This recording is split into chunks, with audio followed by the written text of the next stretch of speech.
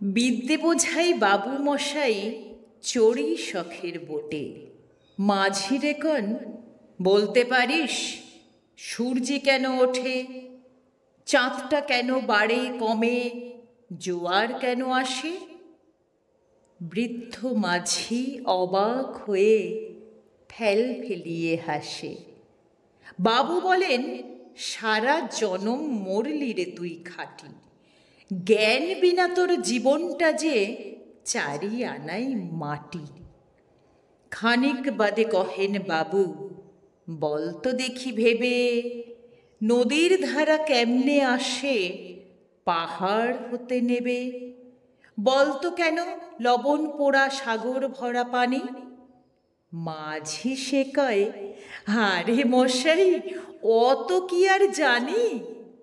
বাবু বলেন, এই বয়সে জানিস নেও তা কি, জীবনটা তোর নেহাত খেলো, অষ্ট আনাই ফাঁকি।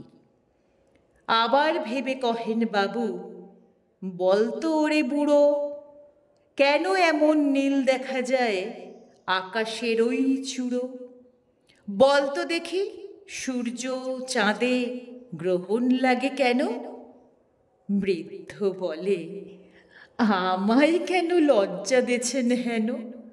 বাবু বলেন, বলবো কি আর, বলবো তোরে কি তা, দেখছি এখন জীবনটা তোর 12 আনাই বৃথা।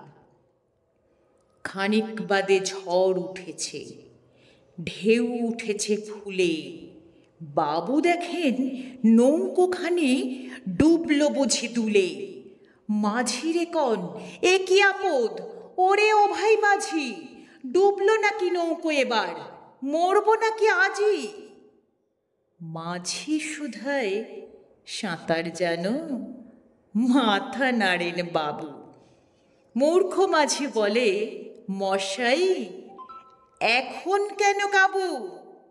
বাঁচলে শেষে আমার কথা হিসেব করো পিছে, তোমার দেখি জীবনখানা 16 আনাই মিছে।